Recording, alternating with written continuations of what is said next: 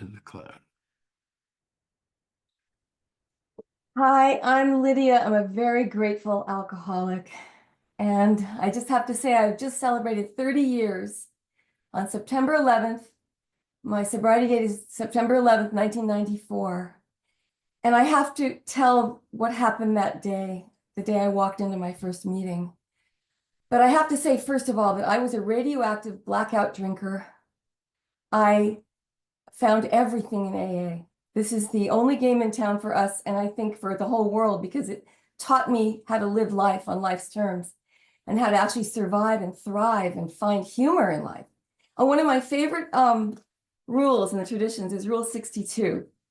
Don't take yourself too damn seriously.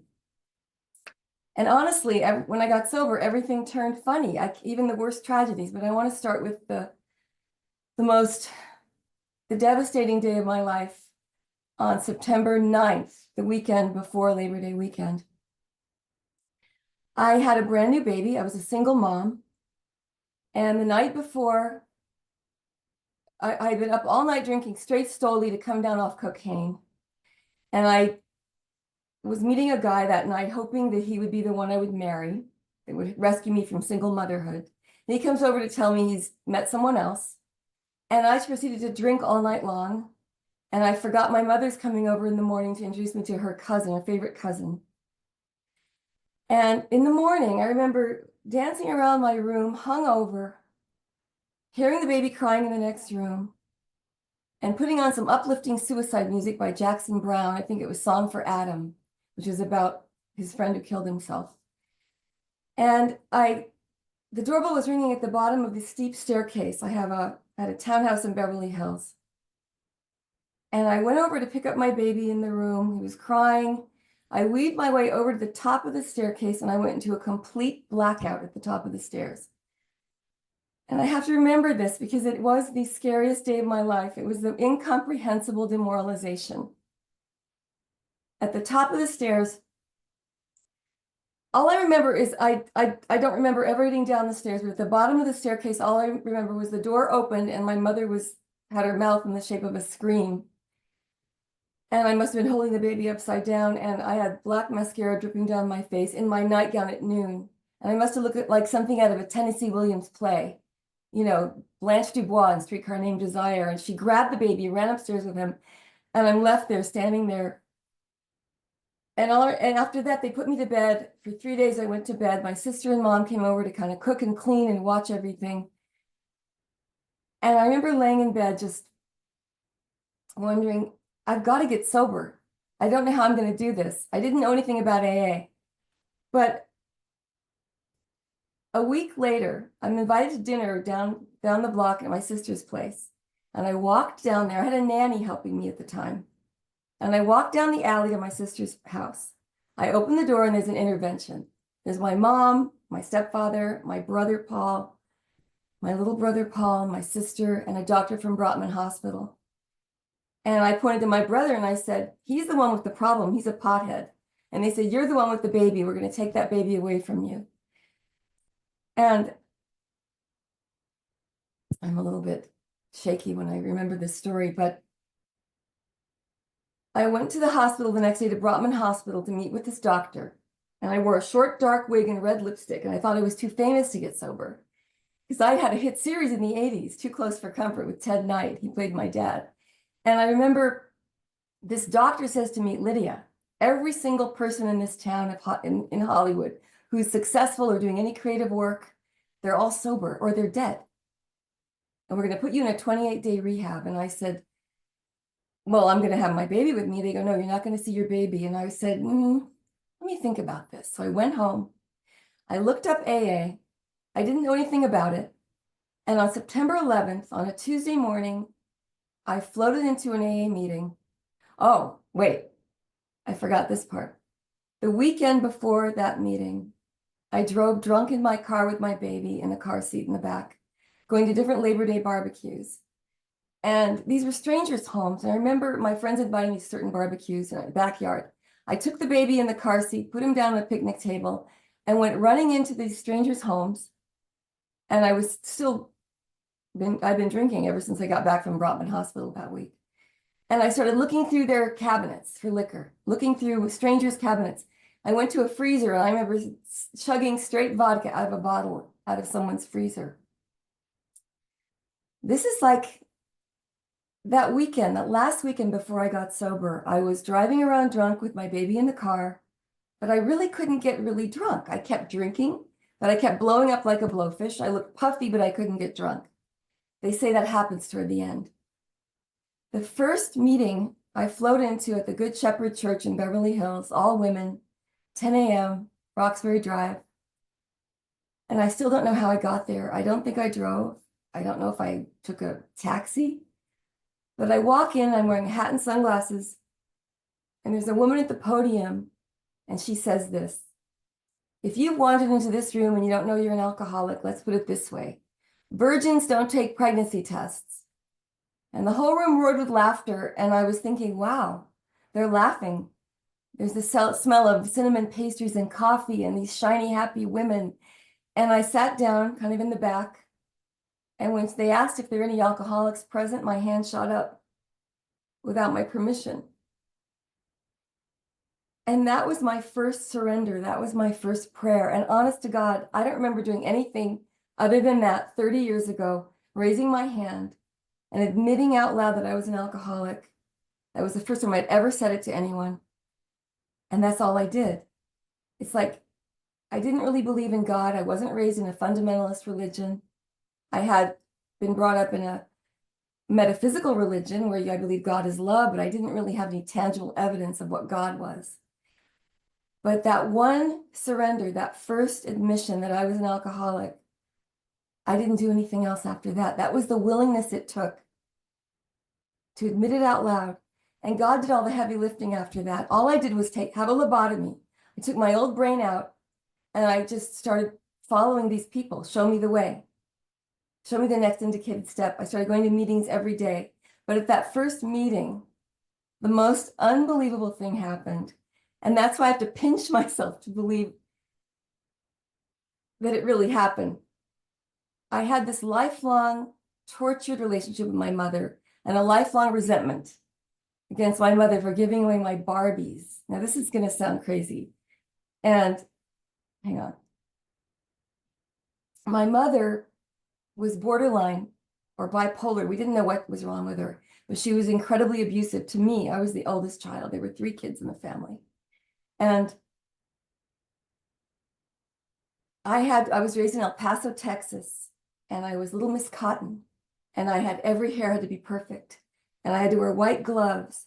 And she pretty much said to me, you're not valuable unless you look perfect at all times, every hair in place. But I was a really creative child. I was always creating things. I was a tomboy, but I had to be beautiful all the time. And we moved off to New York. My father was a violinist. He was born in Russia, raised in Shanghai. He met my mother at the Hollywood Bowl. It was a romantic thing happened. My mother, in high school, I never was allowed to date. They were very strict. I was like a nerd and kind of a drama club freak in high school. And I remember having really bad acne. And all I had was my long hair. The only security blanket on earth was the long hair to cover the acne. And I was standing in front of the mirror, combing my hair over my zits one day. The only date I had was the next night. It was a junior prom. And my mother was hovering in the hallway, and she looked at me and she said, you little whore, you little bitch. You think you're sexy with that long hippie hair? And she comes in the room with the largest scissors I've ever seen in my life. And she cut my hair off above the hairline, like not quite a pixie cut, above a pixie cut, like just leaving all my zits exposed. And I think I blacked out. I think I turned numb, but she fell to the floor, begging forgiveness. It was this bipolar behavior my whole life with my mom. So she was abusive, but I always thought something was wrong with me. I don't know how I got through childhood. I don't know how I got through high school. Dad brought home a long Asian wig from Japan, one of his Japan business trips. And I think I wore that to school that year, or a scarf and a wig. But so I go away to college in Boulder, Colorado. I said, Mom, whatever you do, never give away the Barbies. I have the original Barbie, Ken and Midge, the original bubble cut Barbie with red hair. Maybe she wasn't the original. I wasn't that old, but I mean, one of the early Barbies. And the midge with freckles painted on, and the Ken doll had fuzz for hair and an arm that fell off and an actual crotch area. And I remember hiding them in this vast, we had a really old haunted Victorian house. And I hid them in the attic and I said, whatever you do, Mom, never give them away. They're going to be worth a fortune someday. I just knew Barbie would be worth a fortune. And I wanted to give them to my kid. And she said, you're never going to have kids. You're never going to be married. You know, all this bullshit. So I go away to college, and the first semester I come home, she's given them away, of course. She gave away everything I ever loved. So I harbored this resentment against my mother for 20, 30 years. And no one knew about this resentment. Even the week before I went into AA, I remember talking to my mother about the Barbies again. And I could always drive that knife in her heart. I could always like screw it in a little further and remind her, oh, they're having a Barbie musical on Broadway. It's going to be worth a fortune. I kept bringing it up. So no one knew this, though. This was my secret thing. That first AA meeting, and here's the God shot. This is an absolute unbelievable thing that happened. That first AA meeting, at the end of the meeting, after I surrendered and I admitted I'm an alcoholic, all these women came over to hug me. There was this love in the room. And one woman said, let's go home and talk. Where do you live? I'll drive you home.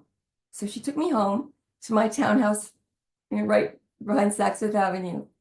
And we sat in the garden and talked. And she said this to me out of thin air. She said, Lydia, you're going to overcome every resentment you ever had in this program. For example, I overcame a lifelong resentment against my mother for giving away my Barbies. And the hair on my neck stood up. And I said, am I on a hidden camera show? Or is this a joke?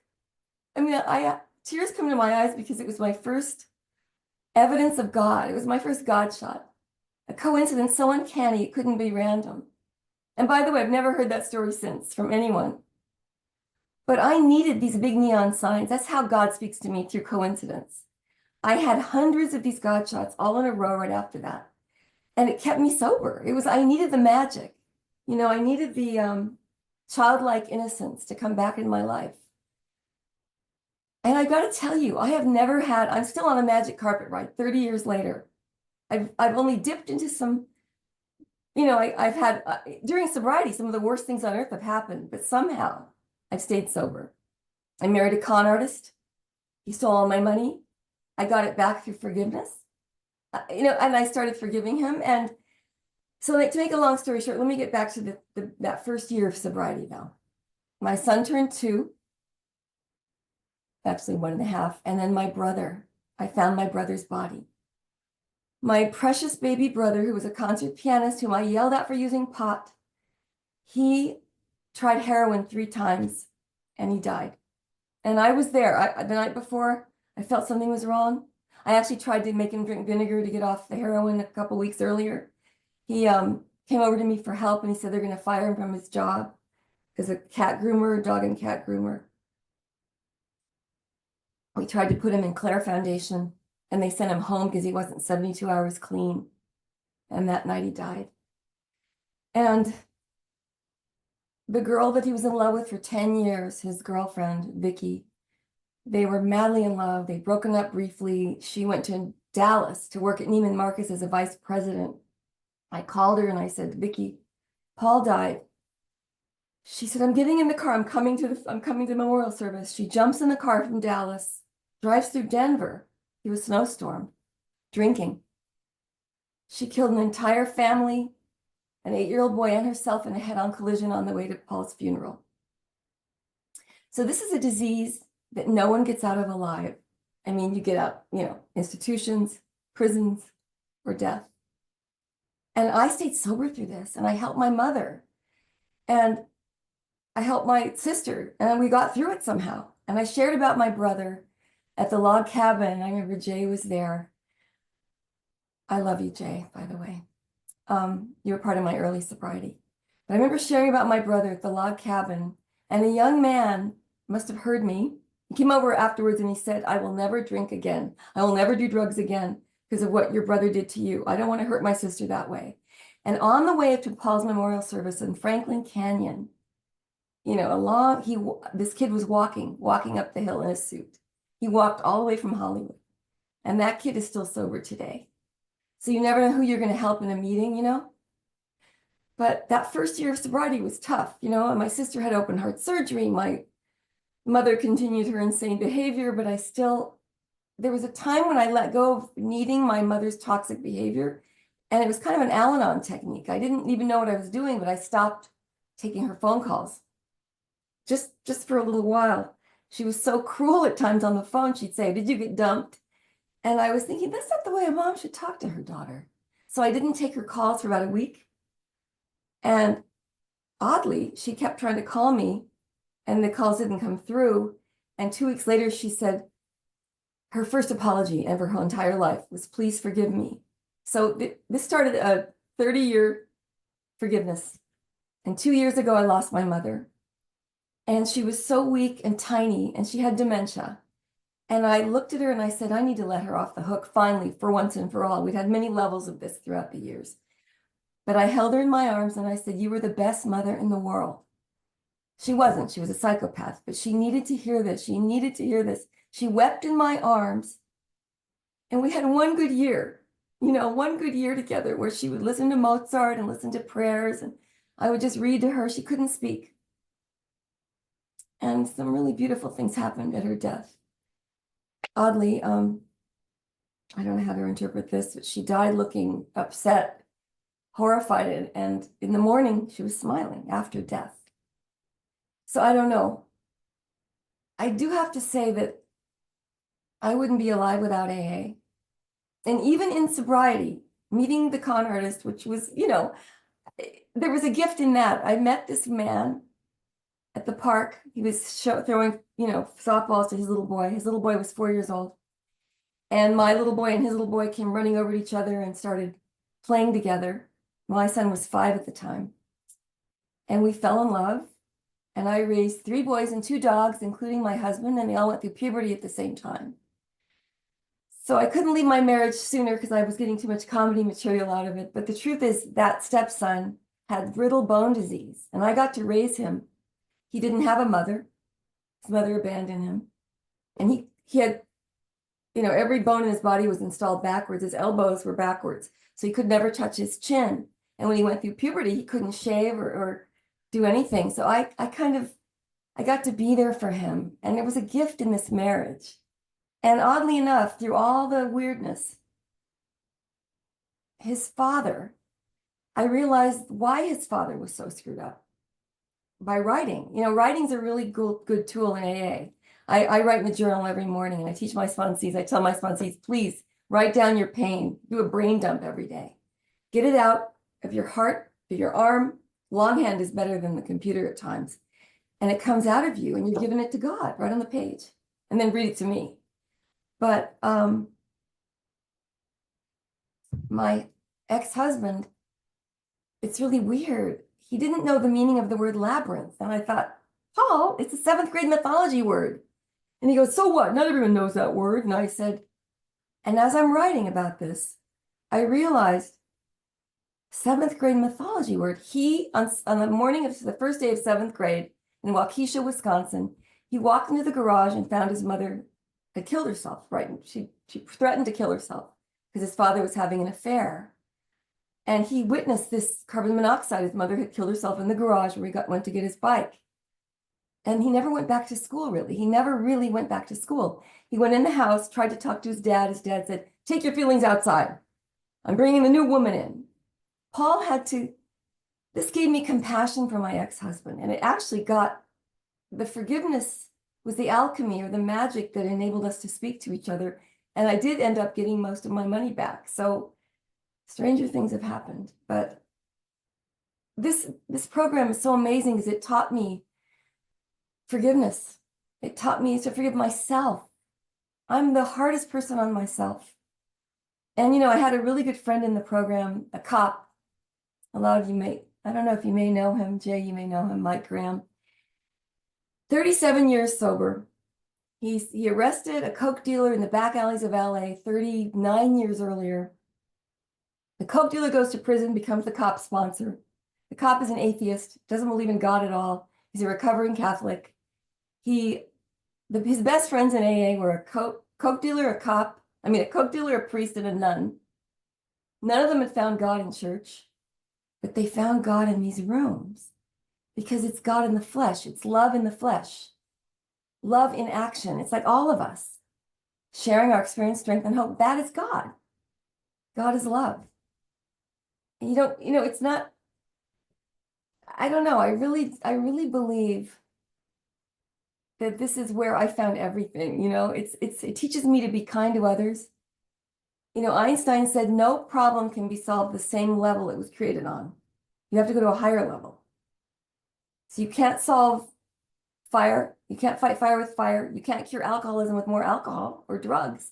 You can't fight it at its own level. You've got to go to a higher level. That's what the higher power is to me. It's my higher self.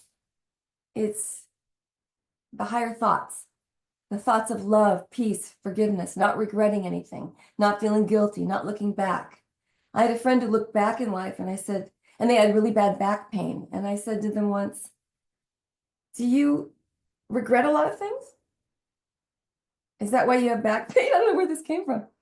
And it just dawned on me that our emotions cause us to be ill. And she stopped regretting, and her back pain, I swear to God, this is actually true. Her back pain cleared up. So I'm not saying it's the solution for everything, but I do believe that if we keep our thoughts on love and we go to meetings and we consistently look for the good and look for the good in our fellow man, not, whatever you keep seeing at its own level keeps you in a loop. If I keep complaining, I'm going to keep in my viewfinder, my reality will be ugly, complaining, disease. I do say I'm an alcoholic, but I don't marry myself to the old wounds. Bringing them up now is important, but constantly talking about my problems is not going to get me anywhere. So I found that the spirituality of this program is the key to life. And also, I've been kind of an asshole in sobriety a lot of the times. For instance, when I took care of my parents for 3 years out in the Antelope Valley. And I remember going out there going, this place is so ugly, because I was staying at the Elks Lodge in their big motorhome. I didn't want to rent an apartment out there, but I had to be out there for several years. But I found incredible meetings out there, and I found a sponsor out there. And that's where I found the Rule 62 group, which is laughing at yourself. And I remember looking at the back of this really ugly building going, this place is a desert. There's no trees. And the next day I went to the other side of the building, and it was an oasis. It was like this little lake with palm trees, and it was beautiful. And I've been looking at the wrong side of the building in life most of my life. I'm always that's when I catch myself. I usually get the metaphor. The metaphor comes to me, or a lesson comes to me. But I was driving out there on a Christmas Eve one night. My son was coming over to the motorhome, and we were going to visit my parents. And I was out of veganese. I started eating this vegan mayonnaise. And I thought, you can't find any health food out here. And I was complaining again about Lancaster, California. And by the way, I'd filmed Quantum Leap out there at Edwards Air Force Base years ago. But I raced over to this. I asked Siri, there was one health food store in the area, and I go, Siri, direct me to the whole Wheatery. It's called the Whole Wheatery. She took me to an adult bookstore. She must have thought I said whole eatery. Okay, that's a really bad joke. But she did take me to an adult bookstore, and I'm trying to figure out, what is this? I finally get to the health food store. It's Christmas Eve. It's 5 p.m. I rush in. I grab the jar of veganese. I get to the line. A woman with 90 items beats me to the checkout. And I'm bitching. I'm fuming. I'm huffing and puffing behind this woman. I'm just going, I even made a fake phone call to a fake, I know, Mom, you're in the emergency room, but I can't get out of this line. And then I realized I'm being an asshole. I'm being selfish. And I looked at the back of the woman's head, and she was shaking with Parkinson's. And at that moment, I poured waves of love out to the back of her head, just invisible prayer. I believe prayer is the invisible transfer of love to another. And at that moment, she turned around and she said, oh, honey, you only have one item, go ahead of me. And like clockwork, it's like every time I'm an asshole and I catch myself. And only through this program have I learned these lessons. I get my comeuppance or I get, the release. Something good happens. And, it reminds me of a woman I knew early on in that women's group, that Good Shepherd Church group, Kathy Gelbart, the daughter of Larry Gelbart, who created MASH and Tootsie and all those great TV shows. Tootsie, the movie with Dustin Hoffman. And Kathy was a very loving spirit. And when my brother died, she sent chickens and roast chickens and food. Jewish people always send you food, and they're so loving and wonderful. And she was one of my best friends in the program. And I remember she had this big complaint about the building she lived in. She'd come down the elevator, and every day there'd be a shopping cart left inside the elevator. And she went, who's leaving this shopping cart here? What kind of selfish person can't just move the shopping cart out? And then one day she realized, hey, maybe it's my job to move the shopping cart.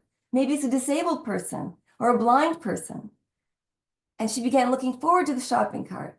And the minute she did that, it never appeared again. So to me, that's the lesson of this program. It's acceptance on life's terms. Acceptance is the key to serenity, accepting whatever is going on. And oddly enough, she got throat cancer. And she did die early on. She died at the age of 52. So we don't know how long we have on this planet. But I don't want to waste 1 minute drinking or numbing myself. And it's interesting, when I quit drinking, I began feeling everything. Feeling my feelings. And it made me a better writer. It made me a deeper thinker. It made me less selfish. I could finally have compassion for others. But I was so self-centered before. And when I was drinking, back in the days of showbiz is a very self-centered, hollow profession. It can be incredibly giving and loving and fun, but back when I was during the 80s, I had to be a sex symbol on TV, and I was so nervous about gaining weight. If I gained weight, if I didn't look pretty, and I was scared to go out of the house. And I remember being really drunk one night and going to the Magic Castle, and there's a wall. They don't let you in, and you have to say open sesame, and then the wall opens. Well, it wouldn't open for me, and I said, don't you know who I am? My date said, Lydia, that's like, I don't want to even be seen with you yelling, don't you know who I am? To a wall. Of course, there's a guy behind the wall. He didn't recognize me. But my drinking career started because of TV, it's actually, I'm not convinced alcoholism is genetic as much as it is trauma-based. At least in my case, trauma from childhood. Because my mom and dad didn't really drink. We had a very, very interesting, they both had interesting lives. But there wasn't a lot of alcoholism in our family. So I wonder how many of us come from families that were critical or difficult. Not all. But in my case, my poor mother, she never could get help. In those days, she didn't go to therapy. She didn't want to go to therapists. She didn't understand what it was. It was too embarrassing. But she was locked in a closet as a child for days on end by her mother. Her mother, Myrtle, didn't like girls. She loved the boys in the family, but the girl, and I sometimes think my mom might have been threatened by me or jealous of me. I'm not sure what that is. Maybe it's a Texas upbringing. It's been a really rough few years for people with, in the COVID. 5 years ago, I got dumped by a man that I thought might be the one. After my divorce, I spent many years being single, taking care of my parents, trying to write a book, trying to get my career back. And I started dating a man that I thought was the one. I went out of my way. He wasn't at all my type, but I figured I was going to make this square peg fit into a round hole. Ooh, that sounds kind of bad. And we weren't right for each other, but I wanted this to work really badly. And then he proposed marriage, and he dumped me in a text literally a week later. And this is out when I was taking care of my parents. I was so heartsick over this guy. I cried, I grieved, I looked up everything you can look on, narcissists, gaslighting. I stopped going to meetings briefly. Then I went back to meetings. I started getting my bearings straight again. And then one day I was at Barnes and Noble for a Q&A with fans, and there was a guy there who'd written Seinfeld and a comedy writer. And we started talking, and he wasn't my type. He was older than, I wasn't into older guys. I always went for these young, kind of younger men. And this guy wasn't my type at all. And I remember he was so sweet though, and so nice. And I'd never had a real relationship where I could just be friends with someone first. And I remember getting on my knees praying to let go of my low self-esteem and to let go of the heartache of never finding the one and always having this romantic vision. And the next day, this guy and I were just talking, we're friends, and he leans over and whispers in my ear, and electricity went through me. And we started dating, and we've been together now 5 years, 24 hours a day. And he's my best friend, and it came backwards. It wasn't lust, it was friendship first. So I keep thinking that this program, it's about peeling the onion layers and getting closer to who you really are and finding out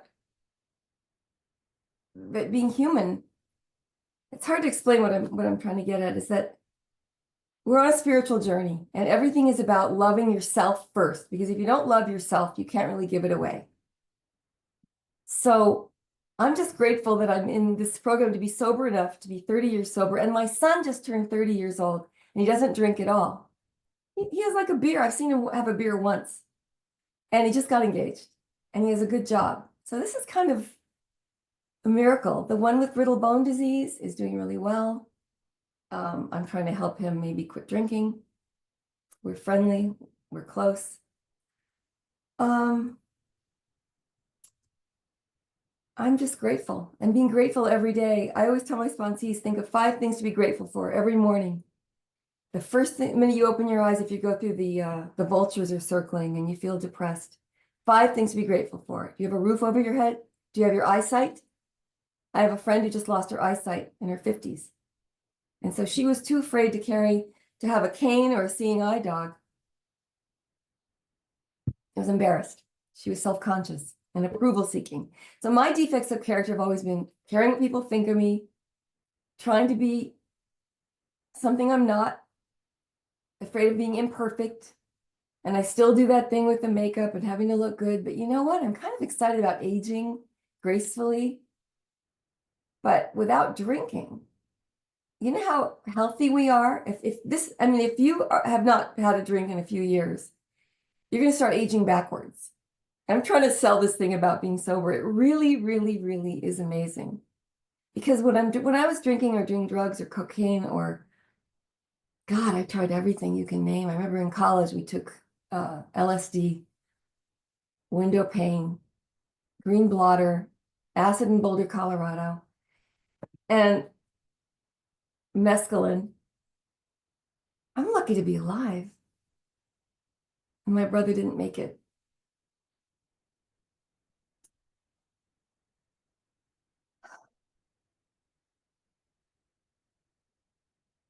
My little brother.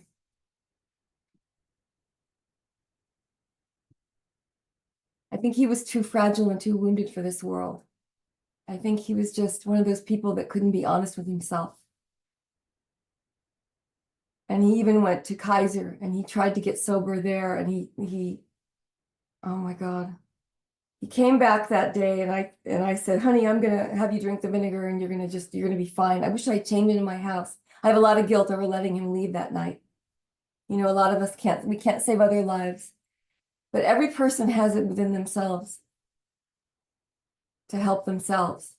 You know, it's interesting. When I went through my divorce, I remember sitting on my front yard, grieving the end of the marriage. It felt like a knife was through my heart, because for some reason I took the vows really seriously, even though he had his defects of character. And I remember someone said to me once, I said, you know, my husband's a liar. He tells white lies. And they said, yeah, but you were a drug addict and an alcoholic. You did a lot of illegal things. You probably lied. does he love you? And this is like the guy that was the con artist. And he did love me. I just said, well, yeah, but this other guy is better. He's more honest. But does he love you? And he said, what character defect is worse, being a liar or an asshole?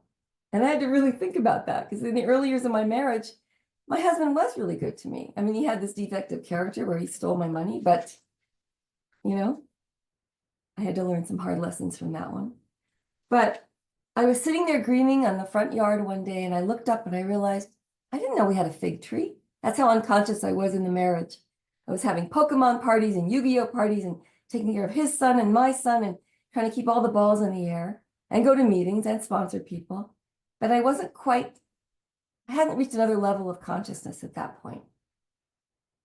And that fig tree, I said, we've lived here for 10 years and that tree has never had fruit on it. And by the end of that year of healing, the tree was full of figs. My life had come to fruition. But at that day of grieving, though, I was so heartbroken. He had left for another woman. He took my stepson with him to New York. He went on the KISS tour. He was working for Gene Simmons.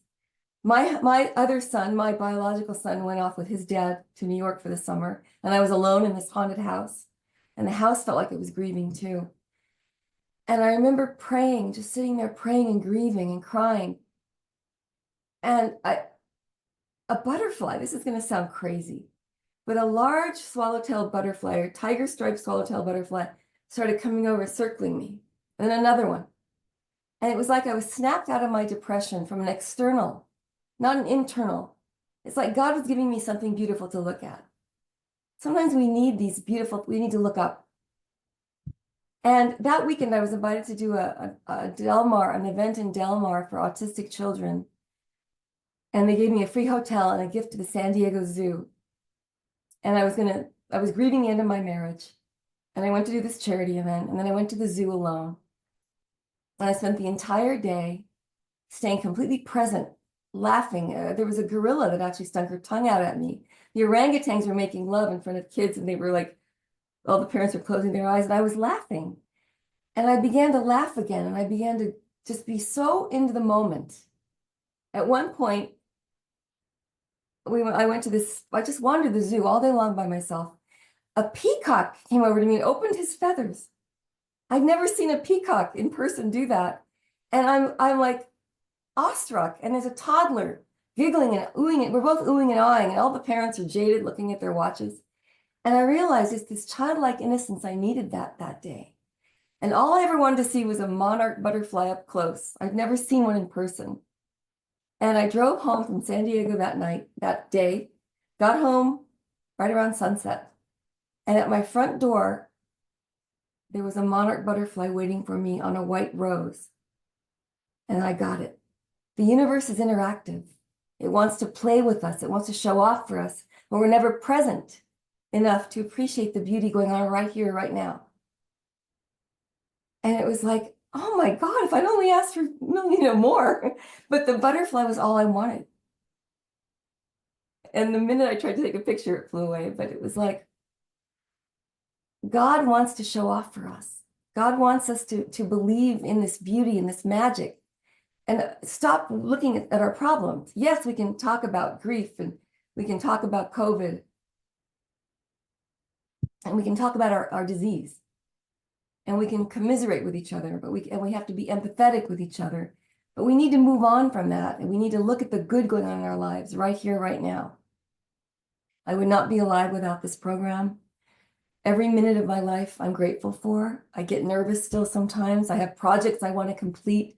I'm writing a book called Hiding My Brain in My Bra, which is basically about recovery, but it's about all the funniest. It's kind of turning tragedy into comedy. And maybe that's wrong, but that's the way God speaks to me, through coincidence, through comedy, through being able to laugh at myself and to see the good in others and to stop fighting. And to stop, I love this term, St. Francis, wear the world as a loose garment. Oh, and I have I love this.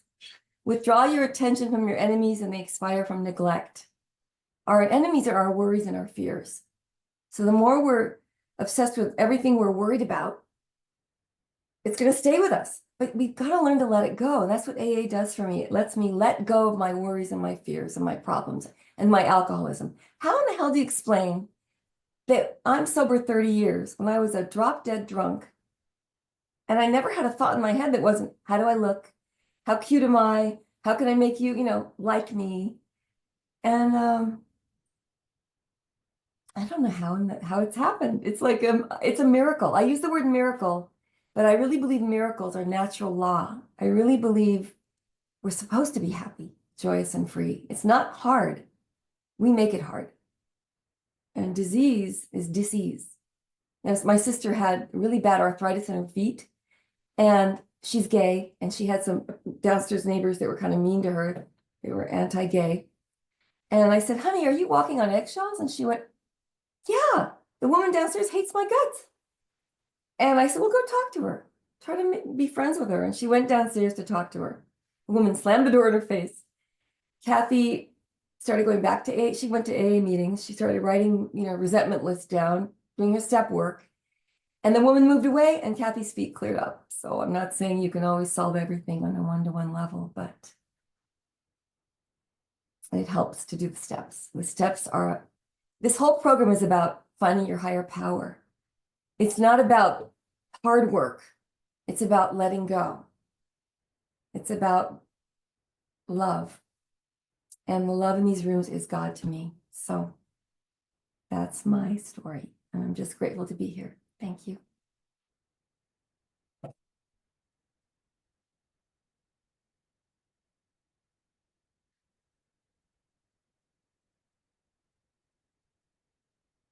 I can't hear anything. Are you speaking, Jay? Did I speak too short, too long? Okay.